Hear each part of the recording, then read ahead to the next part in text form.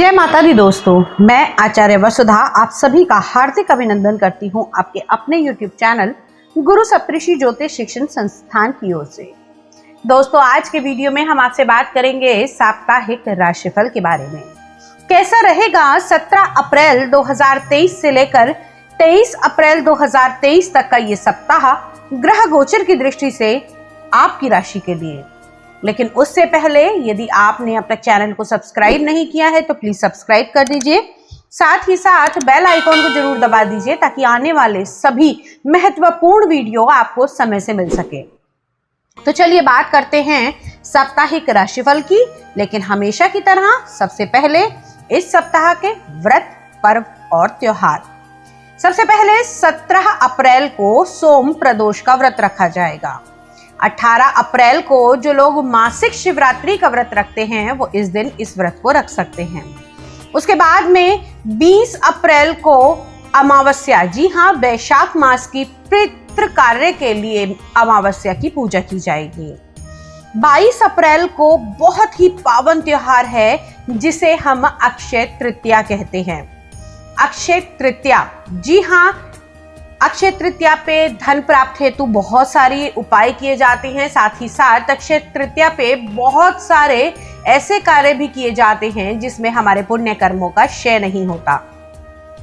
उसी दिन 22 अप्रैल को ही देवगुरु बृहस्पति कर रहे हैं राशि परिवर्तन और आ रहे हैं मीन राशि से निकलकर मेष राशि में।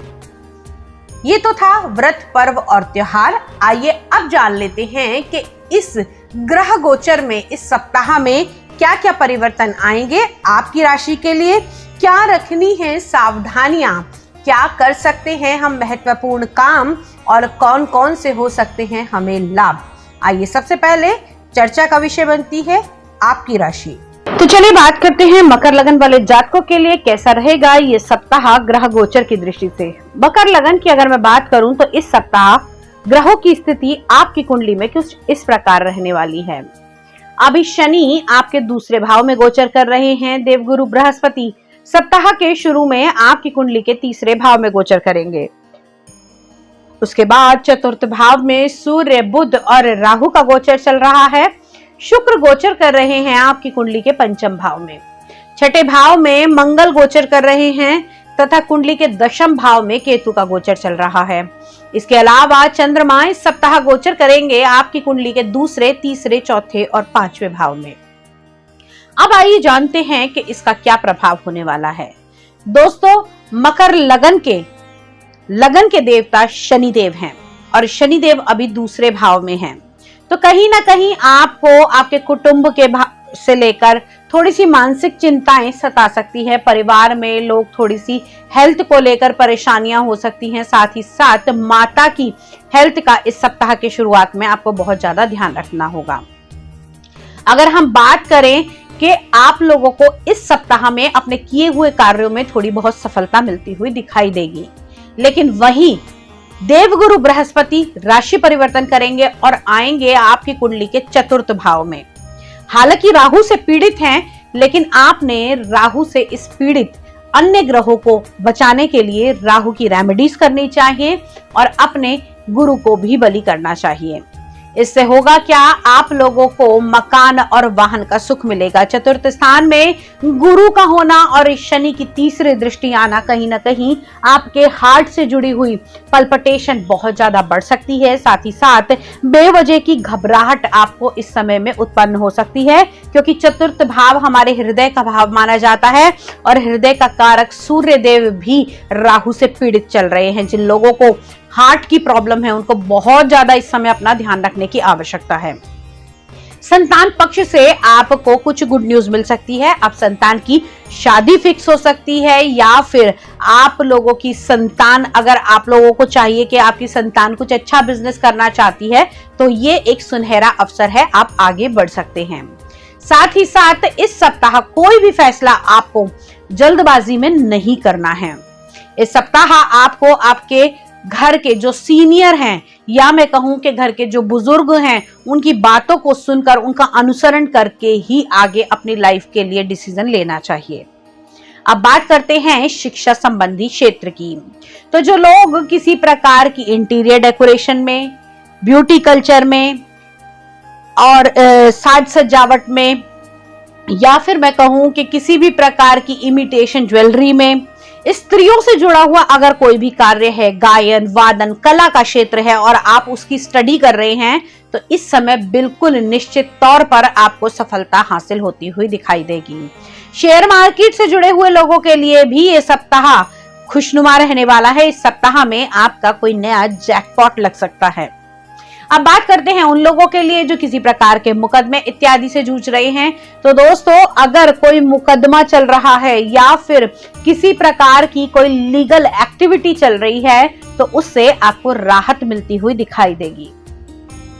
अब बात कर लेते हैं आप लोगों के जीवन संबंधों की, यानी कि आपके आपसी, आपके लव रिलेशनशिप, पार्टनरशिप, आपके दाम्पत्य जीवन के बारे में। इस सप्ताह आपके दाम्पत्य जीवन का अनुभव आपके लिए बहुत सुखद रहेगा। अपने परिवार के साथ आप एक अच्छा समय व्यतीत करेंगे, लेकिन ये ध्यान रहे कि आप लोगों को अपने जीवन के साथ ही, अपने जीवन साथी के साथ में उसकी बातों को सुनना है और जो वो बात कहे उसके साथ में उसका सहयोग भी देना है। आप एक दूसरे के साथ कदम से कदम मिलाकर आगे बढ़ सकते हैं। लाइफ के लिए कोई भी डिसीजन, बड़ा डिसीजन, जैसे आपका जीवन साथी कुछ नया बिजनेस करना चाहता है या फिर कुछ नया ऐड ऑन करना चाहता है अपनी लाइफ में, कारोबार से लेकर अपने मकान, वाहन इत्यादि से लेकर, तो आपको आपके जीवन साथी का पूर्ण सहयोग देना चाहिए। व्यवसाय की दृष्टि से ये सप्ताह बहुत अच्छा रहने वाला है। वो लोग जो किसी प्रकार का रेस्टोरेंट का बिजनेस करते हैं, खाने पीने का बिजनेस करते हैं, या फिर मैं कहूँ आपका किसी प्रकार का हॉस्पिटल का कोई काम है, किसी प्रकार की सेवाएं प्रदान करते हैं, तो ये सप्ताह आपके लिए बहुत शुभ रहने वाला है। इस सप्ताह में कुछ नई उपलब्धियां हासिल होंगी। रुका हुआ पैसा भी आपका इस सप्ताह में वापस आ सकता है। लकी नंबर इस सप्ताह आप लोगों के लिए रहने वाला है नंबर 6 और लकी कलर आप लोगों के लिए रहेगा डार्क येलो कलर।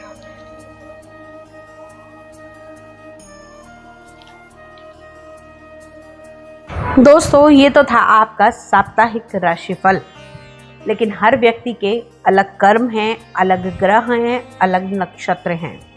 गोचर का प्रभाव निश्चित तौर से आपके जीवन पर पड़ता है, लेकिन क्या, कितना, कब और कैसे, ये सभी आपकी अपनी व्यक्तिगत कुंडली पर निर्धारित करता है। यदि आपके जीवन में कोई ऐसी समस्या है जिसका समाधान आपको नहीं मिल पा रहा है, या फिर मैं कहूँ कि ऐसी चीज़ें जो आप चाहकर भी नहीं समझ पा रहे हैं, बहुत ज़्यादा मेहनत कर रहे हैं, रिजल्ट नहीं मिल रहे, बहुत ज़्यादा कोशिशों के बाद भी सफलता हासिल नहीं हो रही, या काम बनते बनते लास्ट में आकर बिगड़ जाते हैं, तो हो सकता है कि आपके ग्रह नक्षत्रों की कोई ऐसी चीज़ हो जो आपको समझ में नहीं आ रही है। तो घबराइए मत, हम यहाँ पर आपकी हेल्प करने के लिए तत्पर हैं। आप हमसे ज्योतिषीय सलाह ले सकते हैं, tarot card reading, numerology, astrology, ये सभी करवा सकते हैं, लेकिन उसके लिए आपको स्क्रीन पर दिए हुए नंबर पे कॉल करना होगा, अपॉइंटमेंट फिक्स करना होगा। तो देरी और दूरी किस चीज़ की है? फ़ोन उठाइए, नंबर घुमाइए, नंबर लगाइए और बात कीजिए। आज के वीडियो में इतना ही। अगले वीडियो में आपसे फिर से मुलाकात करूंगी। तब तक के लिए जय माँ भगवती।